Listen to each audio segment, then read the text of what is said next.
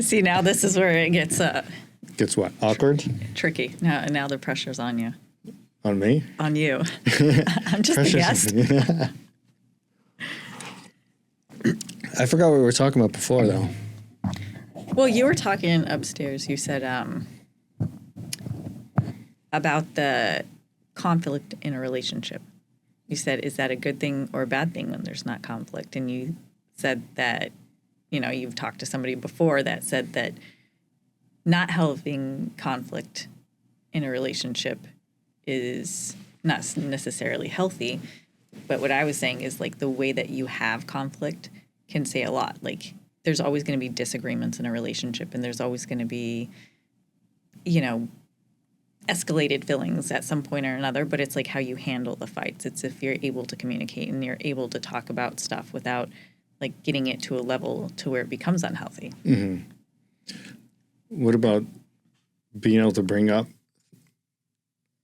issues? Like, if someone's not even bringing them up at all, how do you feel about that? Like, you mean if somebody's just not communicating? The lack of conflict where you don't have any arguments, but that's because the communication is just not there. So they're not bringing it in. So the silence. And so, like, if there's a hidden disturbance, how are you able to resolve it if it's not coming up? So it's like this weird spectrum of, like, you got nothing or, like, complete conflict without respect.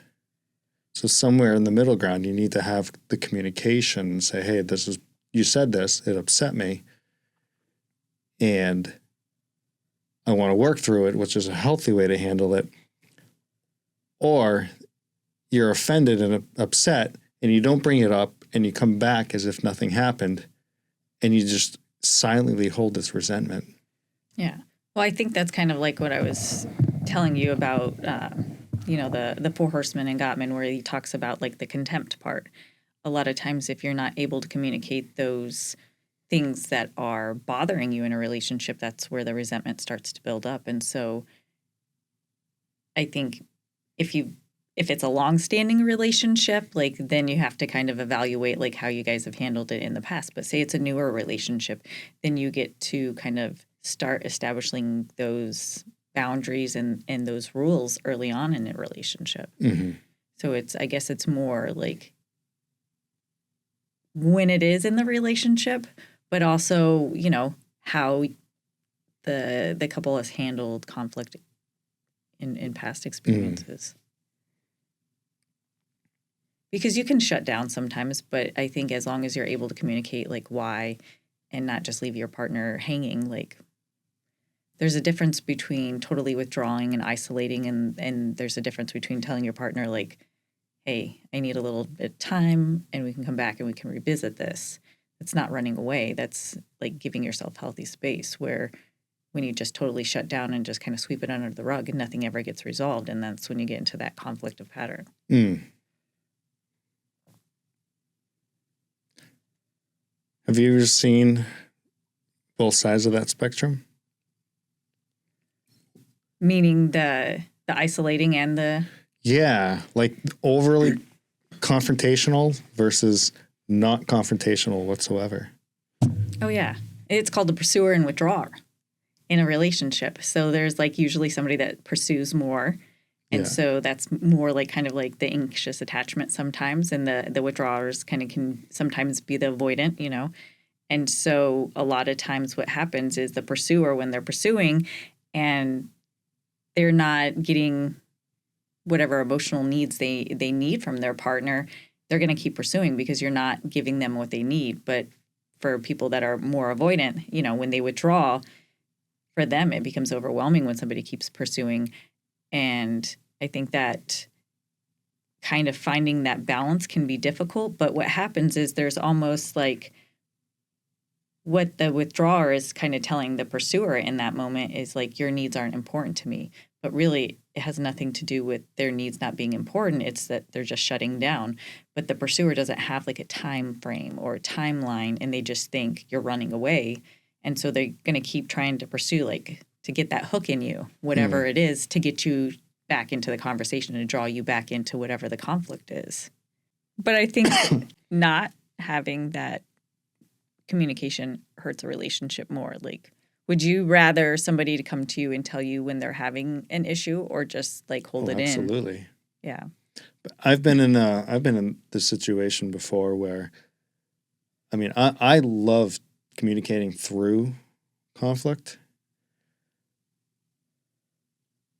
but I've been in situations where like I've been so fired up, like it's just the delivery was, it just felt like blame and just like intentional, like hitting the spots. And I was completely shocked in my own experience where I don't typically respond that way. I'm usually fairly calm.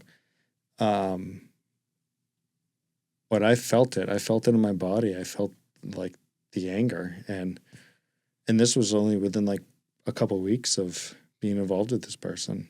Oh. And then, happened over and over again.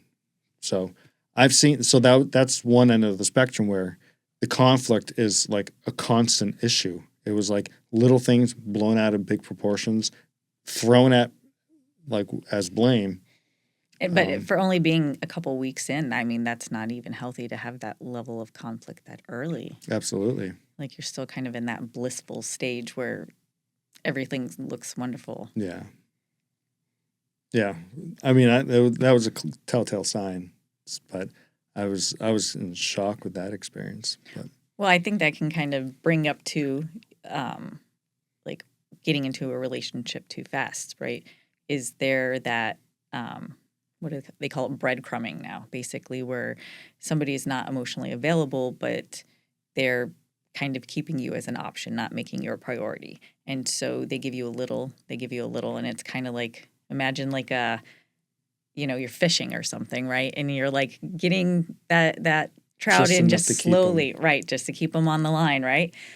And so there's the breadcrumbing, but then there's like, what do they call it? The emotional slow burn in a relationship, right? Like a slow burn relationship to where you're actually taking time to build trust before there's that intimacy or that intensity of a relationship. Mm. And so that's where you start to get to know somebody. And sometimes people can confuse the two with the breadcrumbing because maybe like the texts, they're sporadic or they're vague in the way that they make plans or make the commitment with you, or, they become kind of flaky, but they're not cutting you off totally. So that's the breadcrumbing. But when like you have that emotionally slow burn in a relationship, that gives you time to actually build up that trust with that person. And it doesn't become, like you said, in 2 weeks where you're already in conflict, where like that love bombing kind of comes in, because that should be like a huge red flag. Like, after the love bombing?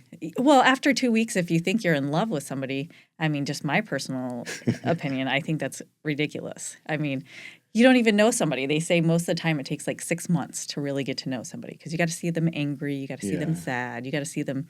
You're on your best behavior when you first meet somebody.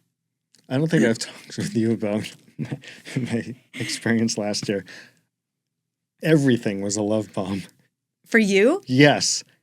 You know me as a fearful avoidant. Mm-hmm. I was an anxious attached all last year. It was a survival thing, right? Well, you got to think too, like depending on the person you're with, like attachment isn't always stagnant. Like it can change depending on who you're with because it can bring out different kind of attachment wounds to you. That's why if you get in a secure relationship, you have that calmness, that emotional safety to where you're not always on edge. Mm. So like when you said the anxiety and that anxious attachment, like what was it for you? Like if they didn't text you back right away or? No. It was a longing to feel, like it was a need to feel. Well, I think there's a lot behind it. It was the fear of abandonment playing into it. It was I think I was deathly afraid of being alone, that I saw good in everyone and I'm emotionally attached Like I just almost became emotionally dependent. Just, I don't know, fear of isolation. And It's kind of validation of your worth yeah. too. Like if somebody else sees worth in you, then that gives you the validation that you are worthy, even though you shouldn't be seeking other people for that validation, right? It's easier to say, right? Yeah. But it doesn't mean it always happens. But it was also too for you. You were in a different spot in your life, so I could see like why maybe you were a little bit more sensitive then, because you were doing the work and trying to do it at least, and seeing more of the stuff that were kind of hopefully green flags, red flags, but I think we all tend to, when we're desperate, we tend to ignore the red flags. And I don't know. well, sometimes I think we see the good in people and then we start to build it up more than actually is there, right? Like we start to build up this relationship, and it's like when it doesn't work right after. Like an imaginary relationship in our heads? No, like say, you start dating somebody and it's going well, and then you're like, you kind of talk about the love bombing part, right? Where you're like seeing a future with this person, and yes, this could work out, right? But like this is all a future you're putting in your head that doesn't even exist yet, right? Like it's something you're imagining in your head, and you're making it maybe even more emotionally deep than it actually is. And so when things don't work out, it's like, it's not only the breakup that you're dealing with, it was the hope of the future of that relationship that you put out there that never even existed. And so sometimes I think as people, we can hurt our own selves sometimes with putting too much into a relationship too early. Because yes, there is a part about being vulnerable, right? Like showing up, like being transparent, healthy communication. But I think like if you don't really know somebody at first, why are you going to give them the most vulnerable parts of yourself? Like kind of I don't want to say make them earn it, but like, make them be consistent in their actions, make them be consistent in what they're saying, right? You have to see more than just words. Sometimes you have to see what their behaviors are. Are they showing up? Are they following consistent? through? Right. Yeah. This reminds me of that pyramid thing. Oh, Maslow's hierarchy? Not that one. Oh, your other one. Yeah. The Maslow's hierarchy one is the one I integrated into the whole trauma thing of like how our wounds come up. I don't even know how accurate that was. That was my own theory of how I kind of pieced it together. Like, I mean, I didn't come up with Maslow's hierarchy of needs, but I was like, oh, this makes sense, and then this makes sense. But that's probably for another time. I'm talking about the friend pyramid. Right. So people coming in as acquaintance, and then when there's no threat to them if they're an acquaintance. They can be the most narcissistic or dangerous person in the world, but they're just an acquaintance. You get to know them as a casual friend. You want to make sure that at least they're not going to mug you or whatever. You can have a good time. They're pleasurable. They're not dramatic or whatever. But then that vulnerability kicks in is like the next stage. Am I going to be vulnerable, share depths about myself if they're, this would be if they're a good friend. But if, so you're saying like you have to earn it. You have to show consistency before you start opening up too much. And that's why with the relationships, it's the same way. Like you don't cross over that sex boundary after just meeting them that night. Otherwise, that's just a one-night stand. Right. And then you can also look at a person very differently in that way, right? Like if you jump right into the intimacy and don't build a foundation, like then is it just like a lustful kind of connection, or is there actually any like emotional depth there? Like I'm not to say that you can't start out with intimacy and like get yourself there into an emotional depth relationship, because people do it. But I think, this whole intentional dating thing is if you're going to do that, then, kind of invest emotionally and kind of, have that vulnerability but do it intentionally, right? Like if you're not interested in a person, right, you don't lead them on. So you wouldn't invest more, kind of like you said before. Like if you know you're not going to go to that certain level with somebody, then where do you draw that line and start putting those boundaries down? Exactly. You know? Yeah. I feel like once you cross that boundary, it's hard to come back from. Meaning, let's say you've got this friend and you're kind of climbing up that pyramid, acquaintance, casual friend, good friend, and you're forced to kind of make that decision. Do I want to date them? And once you cross over that sex boundary, you can't go. I don't think you can go back. It's almost like going back is like just breaking up. I feel like.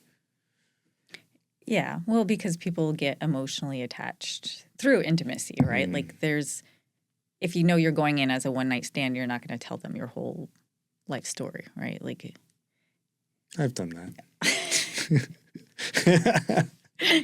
Well, you're not. Somebody hear my story.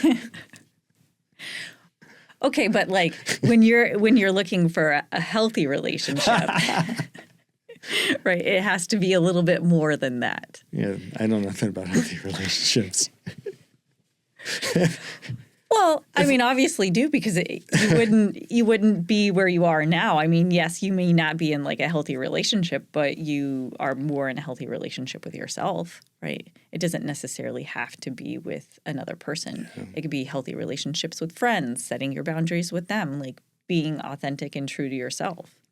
I feel like I need a drink.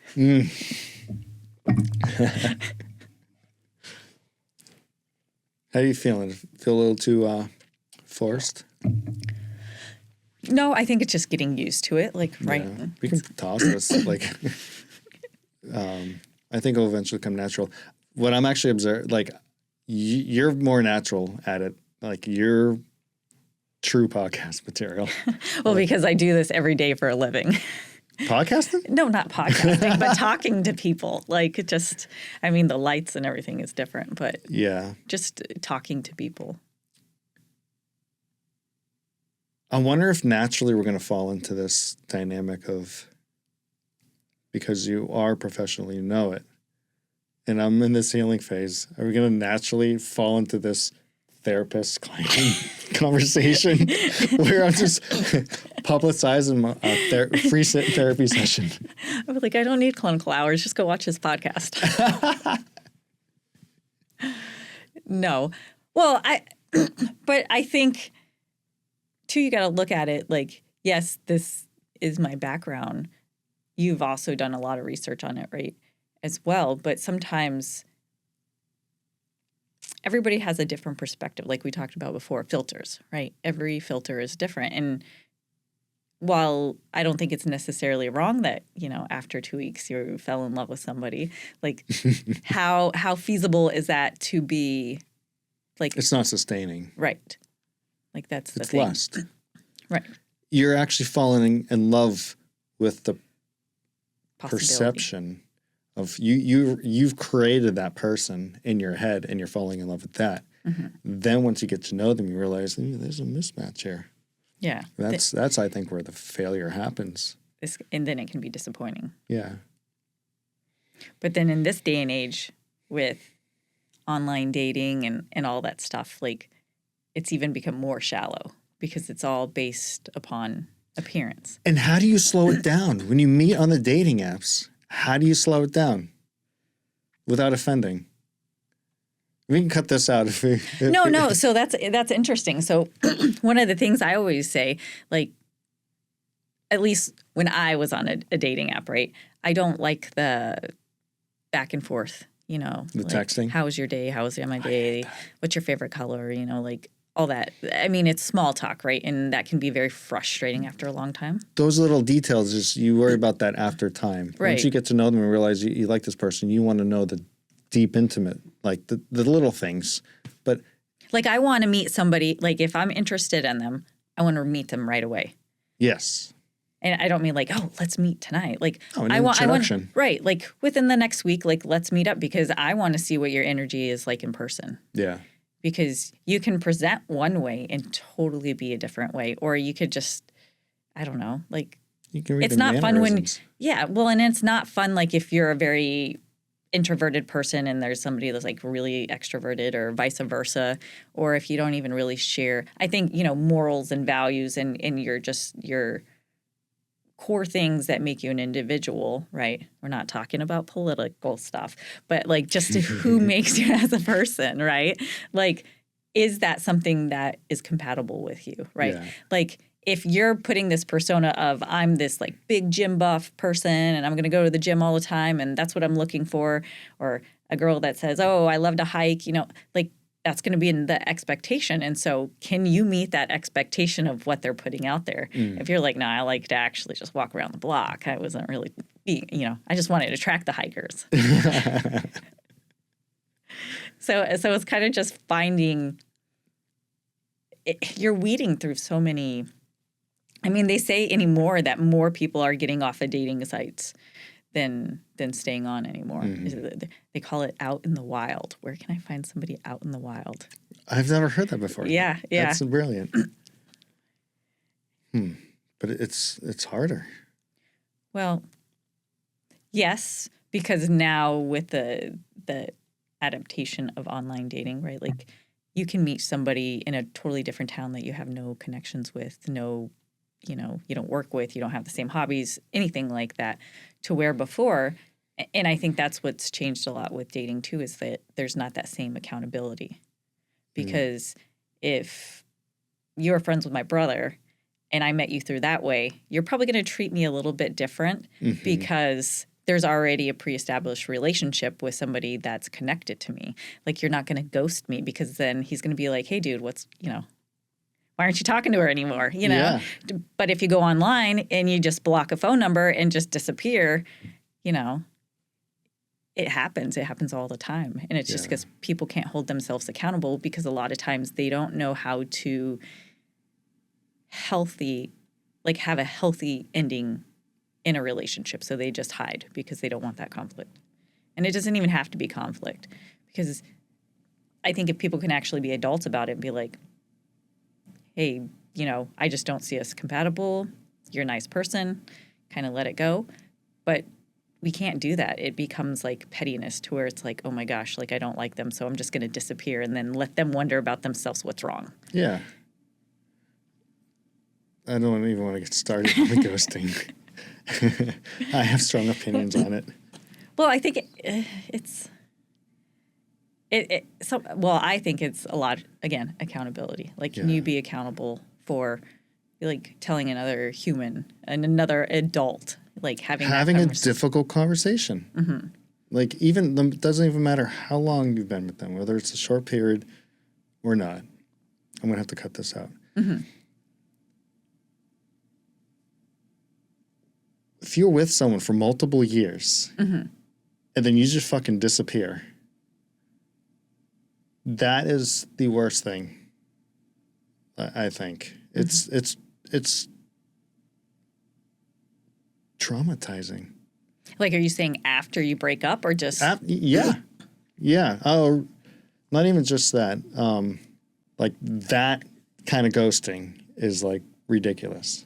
And nobody's perfect, right? But I think something like that, like you said, it's definitely shame, but it's like she wanted to keep options open. She wanted to keep that door open just in case this didn't work out. Like she still had you kind of later on to go back in, but when you called her out on it, that shuts the door. Like where you're calling her out on what she's doing, where she probably isn't used to that. And then, I mean, that brings up a whole nother point of like, how healthy is it to date somebody that is either recently divorced, going through a divorce? Like, when is a healthy time to even try to get into a relationship with people like that? Yeah. Because they may think they're ready and you may be ready, but then I knew she wasn't. No, that's good stuff. I mean, I actually want to have a whole episode on breakups and how to have a healthy breakup and how not to conduct, right? And these are the things to be careful, like, you know, a whole episode on ghosting and And breadcrumbing. I think that's breadcrumbing. Breadcrumbing is a good one. That happens a lot. I feel like I've done it on accident. Yeah. Well, because I think, you know, at the beginning stages of dating, you know, you're talking to somebody, you're trying to get to know them, and you're leaving your options open. I don't feel like that is breadcrumbing. Breadcrumbing comes when there is that possibility of more, but then it becomes vague. It's like ambiguity, right? No, but I mean, there really is, right? Like you have like a person that, you know, they can become a part of your everyday life. You can text them every day, you know, talk to them on the phone, like, but are they showing up for you? Like, are they making plans to hang out with you, or is it always you having to ask them to make plans, right? Are they including you in their life, right? Or are you just like we talked about before, are you hidden, right? Are you a part of their life? And sometimes I think you can see when one person's really investing into a relationship, right? Like they're bringing you around their friends, their coworkers, like they're letting you into their inner world. And I mean, for me at least, like my inner world is my safe space. Like if I let you into my inner world, like you're getting a piece of me. Now, if I keep you out and there's this wall, like obviously I don't feel that level of comfort with you. But you know, at the beginning of the relationship, right, like it needs to go slow. But if you've been seeing somebody for 6 months and you don't even know what their friends' names are, you know. There's a reason for it. Right. And a lot of times people use excuses like I'm, you know, just getting out of a relationship or this is going on. But here's the thing, like we all have stress in our lives. We all have things that we're dealing with that nobody else knows about. And we're constantly having to find ways to prioritize other people in our life, right? While also like maintaining our own like sense of sanity as well. So it's interesting when you see that there's all these excuses, but you still put yourself out there in hopes that maybe someday they'll come around or maybe, you know, they'll actually want to commit. And so sometimes I think that we let ourselves down by holding on to that hope because of the breadcrumbs. Like, just maybe it'll happen. Makes a lot of sense. When you did it before in relation, like in dating, breadcrumbing, why do you think it was?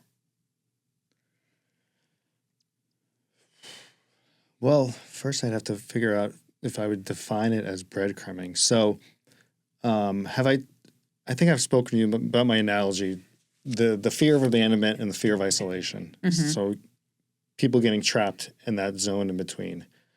So I'd put people in there and I tried to bring them in, but then I'd kind of push them back. So I would say my breadcrumbing, if it was defined as breadcrumbing, it's not intentional to hook them, but it's more of like, I know they want more, but I'm still trying to sense them out before I bring them in. So I'm giving them enough to keep them satisfied while I try to figure that out. So I think that would be my version of how I breadcrumbed, but not in a way to like, oh, I want to keep them tied so I can date this person, I can date that person.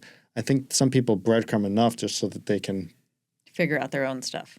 Yeah, diversify, like figure out who they want to date. And like, so how do I somehow juggle all these people? Mine is just more of, I need to get to know them long enough.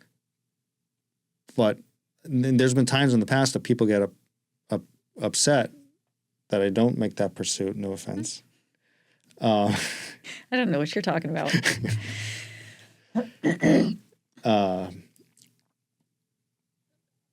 But that's happened on numerous occasions for me that, you know, they'll get frustrated. Sounds like a pattern. It is. I would say it was a pattern. I don't know if it still is a pattern. Okay. I haven't been out there probably 6 months. And there was definitely no breadcrumbing last year. That it was the total opposite. It was just like, it was like, I need something to hold on to. I'm going to drown here. It's like the analogy of what it felt like is like being dumped in the ocean. It's like, oh my God. And now you're trying to swim. Someone comes by and just grab onto them. Keep me afloat. That's when you need to dip your toe in the water, see what it's like now. Yeah. Well, I think everything happens for a reason. I think the fact that so many of the friendships blew up last fall was perfect. It forced me to stand on my own. And it was uncomfortable at first. I had to okay, I have to do this. And I did it. And it was no problem. And I think that's where all the growth happened, was in that period, because I was a little bit too emotionally dependent. I needed someone. I didn't like sitting around alone by myself. I was talking about me again. I know. Jeez. You'd think this is your podcast or something. I don't know. I don't want it to be about me. No one wants to hear about my life. I think I struggled with not burning at all. Like, I just never pulled people in. I mean, you called me out on it 3 years ago or whenever. Fearful, avoidant. But enough about me. Yeah. So what are you? Are you you're fearful, avoidant? Are you anxious? I know. I'm not Dismissive? anxious. Yeah. You're dismissive. I'm dismissive. Mm-hmm. Really? Mm-hmm. Yeah. I was told once. So maybe I saw the signs appropriately. I was like, ooh, this girl's going to toss me out faster. She's dangerous. No, I'm not dangerous. I think it's, I don't know. Like, I've been told that I don't let my guard down all the time. Really? Yeah. But it's hard. Like, I think it's hard. Like when everything that you experience in your life, all the trauma that you've experienced, whether it's childhood, adulthood, relationships, whatever it is, I think kind of like we talked about how vulnerability is so scary. Like it really is, because you're letting your walls down and you're giving somebody else the ammunition to use against you. Mm-hmm. They know your weaknesses. They know ways that they can just totally destroy you, right? Like, and so I think in the past I felt like I had, put my walls down, and there was things that were used against me. And so, that makes it really hard to allow yourself to like get that vulnerable again.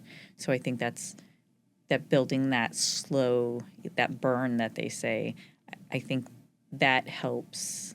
How do you know that you say you're dismissive, but how do you know you're not fearful where you may go onto the anxious side? So, really, that's the difference. Fearful can be both the anxious and the dismissive. Mm-hmm. How do you know you're not fearful? Well, I think it's... I took a test. No. No, did you pass? I did. No, but I think it's because sometimes, especially, I want the love. Like, I want to be in a relationship. Like, I want all that stuff. And then it starts to happen. And then it's like scary. It's like overwhelmingly scary. Mm-hmm. And so for me, like I said earlier, sometimes it's easier to cut off something before it starts, because you're in a way, you're not really, but I felt like, I'm protecting myself. Like, if I don't let you in, you can't hurt me. So your slow burn kind of allows you to grow, let that person grow in you, so that way their whole, like, you're so ingrained that you can't run, because just running is actually going to hurt you as much as. Yeah. Well, and that way too, they're showing me that I can trust them, right? Like, mm-hmm. that it's okay to let those walls down. That, and the thing is, like, people say, oh, I'm working on myself to be better in a relationship. But really you can do that, but that's not going to really heal yourself until you're in a relationship and you start getting those triggers again, or you start having that conflict, or you start having those old wounds like surface. And then that's when you start to really work on it, because then you question yourself, like, why am I doing this right now? Like, am I pulling back because I'm afraid? And where's this fear coming from? Or am I pulling back because there's actually like red flags that I'm seeing Because I think for me, it's hard for me to trust myself. To trust your judgment? Mm-hmm. Because after you've been in relationships and you start to see those patterns, sometimes you're like, am I making the right decision? Like, say that you feel like, let's talk about like some of the experiences you've had in the past, right? Like where you maybe saw the red flags, but you still stayed and then it ended up burning you in the end, or it didn't work out the way you wanted to. I think when you go slower, it gives yourself that chance to trust yourself. Like, this isn't a red flag, or this isn't, as bad as I think it is. But then also at the same time, it's trusting your own intuition. Like, there's a reason why I'm feeling like this right now is because there's a pattern, and it's, and we all kind of tend to go towards the people, similar people sometimes, right? And so it's trying to see if that's a pattern that you keep doing, or are you actually breaking that pattern? So it's hard to distinguish. That intuition you talk about is like, that's your nervous system raising the red flag. Your amygdala is saying, hey, I'm seeing the pattern here. It's a warning sign. Yeah. But in DBT and all this, they're teaching you to kind of almost, not like ignore, but, the wise mind is saying, balance the emotional response, which is the amygdala, with the rational mind. And in the middle is you've got the wise mind. So let your emotional mind say, hey, I'm seeing something here. Rational mind comes in and evaluates it and says, yep. Now we got the wise mind that's effectively looking at the situation and say, okay, here's our response. It's not emotional. It's not overly rational. It's balanced. Do I have enough facts? Yeah, you got to challenge those thoughts. Like when those thoughts start to come up, like challenge them. Where is this coming from? Do I have evidence of these thoughts that I'm thinking? Like, is there actually any proof of this? Or is this coming from something that is a wound of my own? Yeah. Yeah. And I think that's why so many people also get stuck in relationships that they shouldn't be in, is because they don't listen to their intuition sometimes, and they just settle, and they stay in these relationships where they know they should be getting treated better, or they know that they deserve more, but it's almost like you've become so accustomed to thinking one certain way or not even trusting yourself. And then so you kind of stay in this like stagnant relationship that isn't even healthy. Yeah. A lot of times that stagnation for me being trapped in one is because that fear of abandonment, that fear of isolation, fear of just being alone for prolonged periods of time. I was never comfortable with it. So I was just like, well, I'd rather choose this. I'll just stay in this rather than be on my own again and risk them hitting some wounds. But it's never served me well. There's only one time I've ever had an effective, rational breakup, and was able to maintain a friendship for a couple of years beyond that. But that's because I had control of that progress, and we were living together. I was able to. It wasn't like break up, gone. Right? It's like we've got 6 months of living together. We were able to kind of work through that. Yeah. By the time the move out happened, it was just like we knew it was coming. Actually, the last 6 months of that relationship was better than all of it. And we were like, should we maybe second guess it? And we're just like, no, let's stick with the decision. Yeah. Well, because you didn't have all that pressure on you exactly. that the relationship was putting on you. Yeah. The way I described it then was like, it's almost like we had a terminal death and we knew that we had 6 months left to live. How are you going to enjoy, like you're going to enjoy those final 6 months and make the best of it. And that's what we did. The three of us. Yeah. But sometimes you have to question yourself, like with the being single. And I had to do this a lot with myself is, they say like, what is the worst thing about being single? Really, it's that loneliness that creeps in because you have that fear, like there's not going to be anybody else there. Like nobody's going to want me. Like I'm getting older, like, like all these like irrational thoughts that go through your mind. But that's not how it has to be if you're single, right? Like, it's not so much the emotional partner that you need. You can get the same thing from friends and family, like obviously not the intimate parts, but you know what I mean? Like you can get the emotional needs that you need from like feeling that isolation or not feeling that loneliness.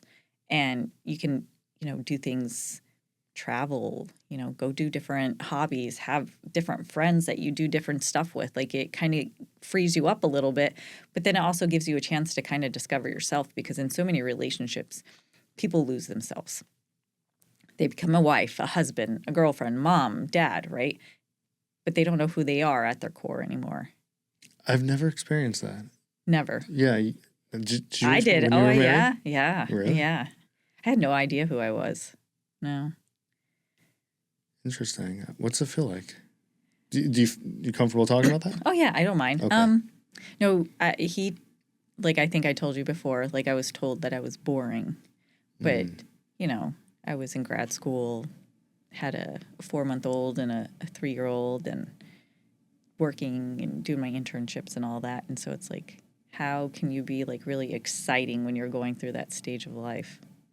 I think that what marriage is all about is that it's the building the structure together. Yeah. But also finding that time, I think making that time periodically to date, going out and spending that time so that way you can reconnect amidst all the chaos. Yeah. So I think that's maybe, I can't. Well, it's funny. I've never been married or been in. Don't worry, I got a few times for you. Just joking. No, it's funny because when I do couples therapy, a lot of times it's parents that are like newer, like maybe like have a baby like a year younger, like chair sucks. Sorry. Like less than a year old, right? And it's always the same problems. It's like one parent feeling like the default parent, and the other parent's like doesn't know what to do, and like they're fighting because they don't feel like it's equitable anymore in the relationship because the baby's there, and either mom or dad is doing everything, and they feel like sometimes the other parent isn't doing it, but it's just like all an adjustment stage, right? Like it's like anything. If you get a new puppy, Communication. Yeah. It's hard adjusting because there's no instruction manual. There's no easy way to do it. You just kind of have to learn and go. Yeah. Fake the funk. That's an experience in life I definitely want to have. But of having your own kids? Kids, family, like just family, the whole thing. Yeah. But for some reason I thought I could buy a family by buying this house. It didn't happen? No. Was it pre-made? Yeah, it was just, it was like an imaginary, joking, it was like an imaginary family. Like I fantasized about the family life. That's what it was. It was like, I buy the house and I envision what it would look like. But do I even have the family yet? No. What would you envision like a family life to look like?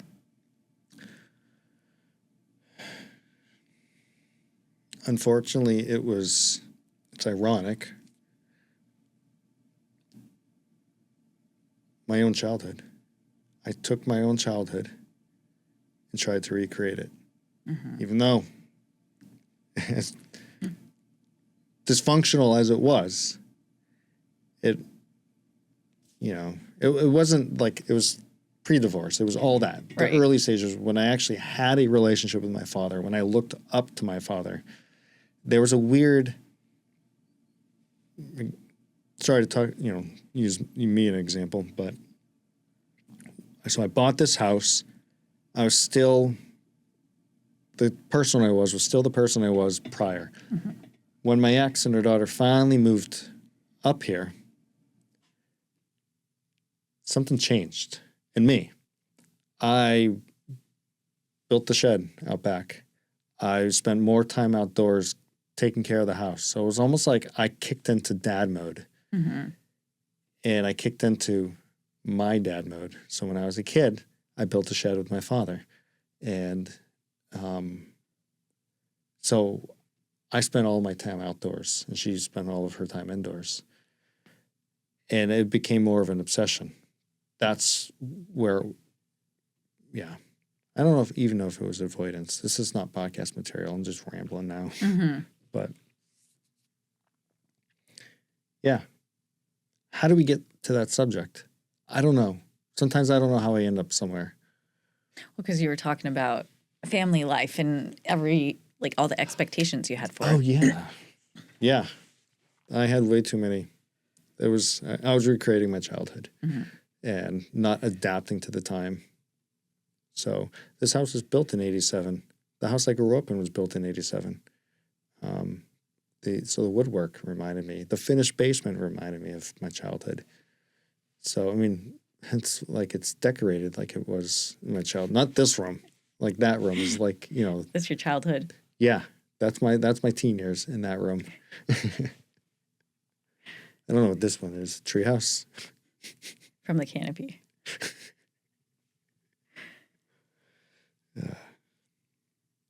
Yeah, it's good stuff.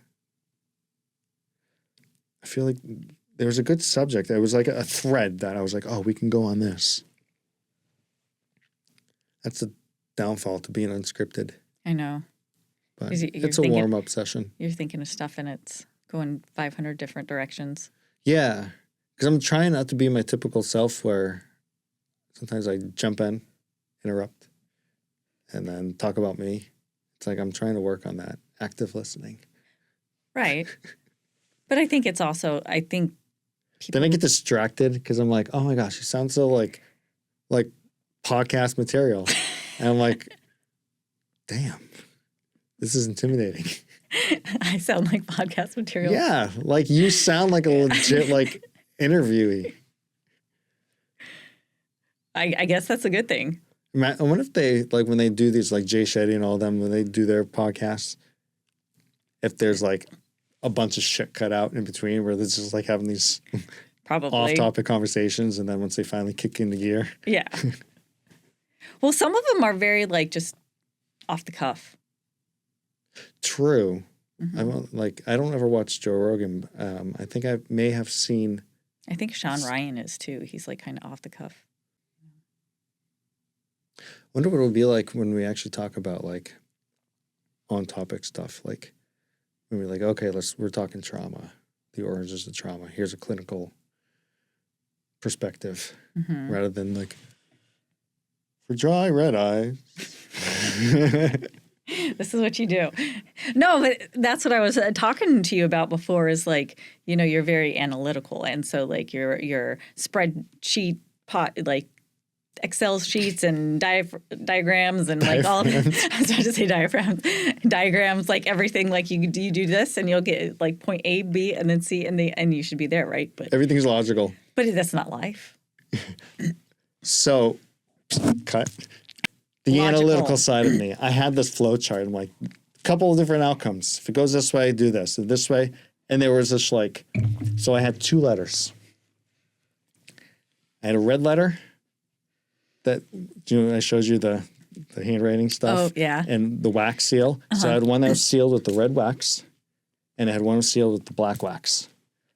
Depending on how that conversation went, if it was something happened that night, and if it was going to be that I was going to deliver the black card or the black letter, which pretty much said, "Fuck off, don't talk to me ever again."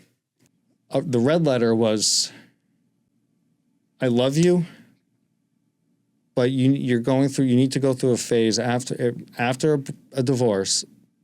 People need to go through a phase to refine themselves. I need to let you go so you can find yourself. And then as long as honesty and trust remain, I'll be waiting with open arms. So the way and then the third outcome was, okay, we can go forward and try to rebuild this. And I was looking for every sign for that, and I ignored everything else and went straight for that. And so I didn't give her either letter until I was re-triggered a month later. And I said, that's it. I'm out. I am out. But then for over the next 2 weeks, I was working on that project, the one that's on the dining room table. And it was while working on that project, my brain was just going. Something's not right here. Why haven't you gotten rid of that on your table? It's the avoidance of reliving the experience. So it's not like where I am now with the whole thing is it's the nervous system of like, how do I not let that experience soil everything? Because that's what happened for the last 20 years is I let something that happened in 2003 and again in 2008 completely destroy my trust that I've had to keep people at a safe distance. So it's like that's where a lot of this work was this past year is how do I process this properly so that way I'm not carrying those wounds into the future. But I think what it is it's learning to trust. We were talking about this earlier, learning to trust your judgment, learning to trust what you're seeing and processing it and not avoiding it. Because the feeling of jealousy, I hate that feeling. Mm-hmm. I avoid it because it creates this investigator in me. Like I process in my head and I'm processing, I'm like putting all this scenario and solving the mystery. And I fucking hate that because it's driven by anxiety. So I just kind of like, I don't see it. Ignore it. Turn away. I don't want to see it. I don't want to see it because if I see it, that's another data point for me to use and logically processing it. And I ignored it. I never, but that that was like not trusting yourself. That wasn't trusting myself to pull away, have the conversation. How close are you? What, like, is this a good friend? What are your intentions with him? Are you on the sidelines? And just have the conversation. Is she being honest about it? Do I get the sense she's being honest about it? And that's where I came up with that whole pyramid thing is like, mm-hmm. when I start talking about the friend stuff, it's legit like from that experience is like, if it was me, what I would do is if they were like the way our friendship was back then, mm-hmm. I wouldn't introduce you to her because but I would have let you go mm-hmm. as a friend. You wouldn't have remained as a friend because of the context of which we were friends. Right. But had we built a close friendship and we had the talk and said, okay, we're not dating, this is what our friendship means to us, then I can have the conversation with her and say, this is my friend Clara, put a face to it, come hang, like let's all go out, let's mm-hmm. do something together, get to know that, see it for yourself. But I think that's the difference between a healthy relationship and an unhealthy relationship, right? Is she was not letting you into that inner world for a reason. Mm-hmm. And so, I mean, that is easy to see why. I think a lot of times people are jealous or have that insecurity because the person they're with is giving them a reason to be, right? Like if they're not being transparent or they're not being clear about stuff. Mm-hmm. Again, your nervous system goes off. And then, like you said, the investigator comes out. But it's because you want to put that nervous system at ease. And you can't because there's too many open questions about what's going on, right? And I think when there's not that consistency and that clarity, it's easy to mistake, I don't want to say the jealousy part or the insecure part, but when somebody doesn't make you feel secure in the relationship, it's easy to fall into those patterns of feeling insecure or wanting to investigate or what's going on. Like, why am I being hidden? Why aren't you being open and forthcoming with me? Yeah. That was the reason I gave her in October. When around the time I was hanging out with you, it was just like, we're going nowhere. I haven't met your family, your kids. I haven't met your friends. It's like, and it's explicitly called out, I feel like I'm being hidden. Mm-hmm. And it's like, that's not what I'm looking for. Yeah. That happened to me in a couple different relationships.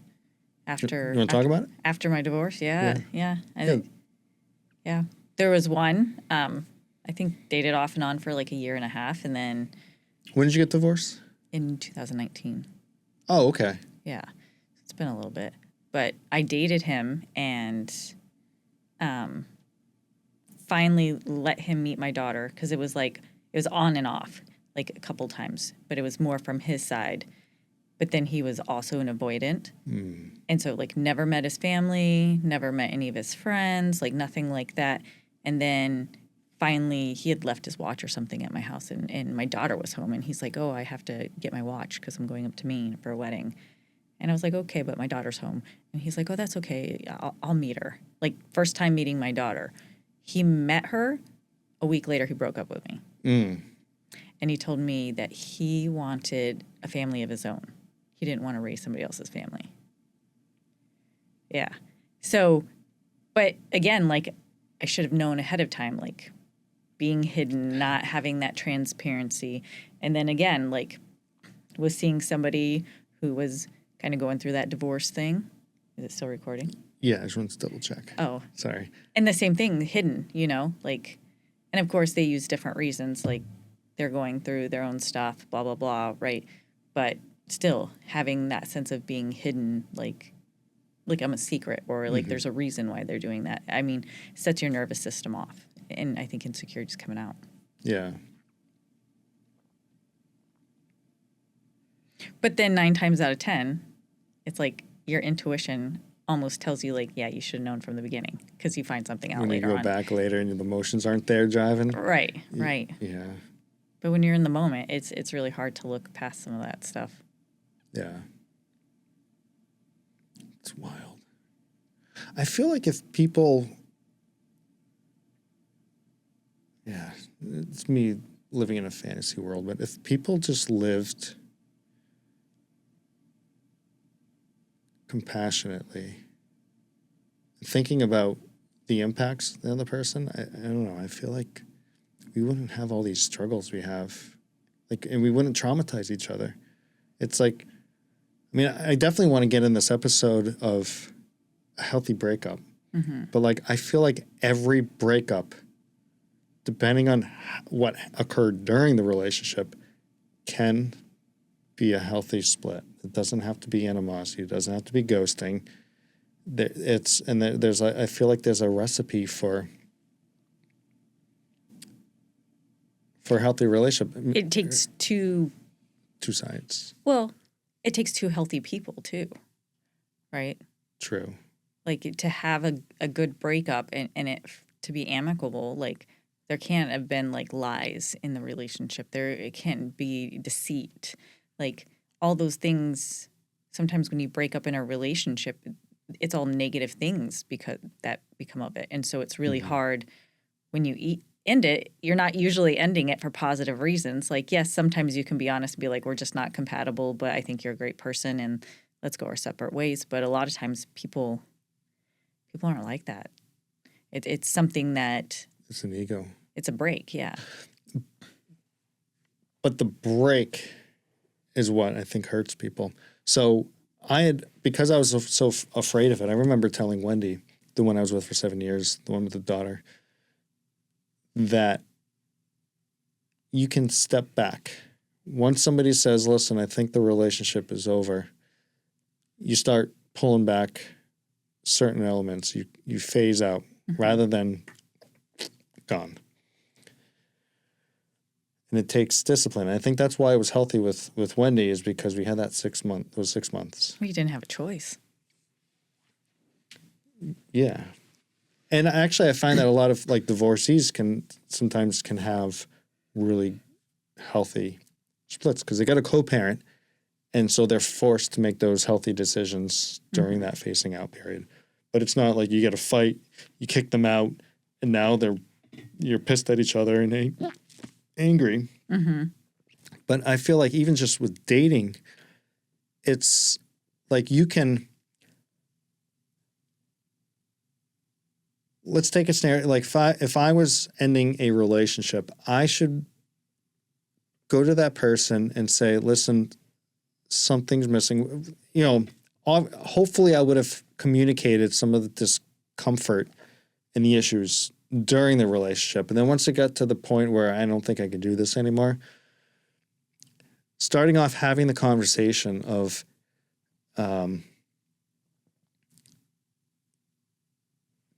just kind of a healthy conversation and saying like the relationship's coming to an end. And so even if it was like when you're dating and you're not living together and you get that you're in and then you're out, I think what you do is you have the conversation, you get have the difficult conversation, allow the emotions to go back and forth and say, and then you both come to an agreement and say, okay, we're going to go a certain period of just no contact. And like, so for me, like when I end a relationship, I still feel like somewhat responsible for their well-being. So I'm not going to go dating right away. Mm-hmm. So I feel as though it's like you give that person some space to grieve me without hitting them with like, oh my God, he's got a new girlfriend, which I violated with the last spring where I rebounded to someone else. And did you know that was a rebound? At the time, I did not know. And it wasn't going to be a rebound, except I was like destroyed. And this girl comes in, or woman comes in, has like this angel, like this person who's there, like she was a psychologist too, and she was just like had all this like perfect stuff to say, just like, and I mean the words out of her mouth was, at one point I was like, I'm going to screw this up, and she's like, there's nothing you can do to screw this up, and I knew better then. I was like, you can't make those kind of promises. Yeah. So I thanked her for, You're like, you want to challenge me on that? We'll show you. It didn't take long for it to happen. But that's because I hit her wounds. And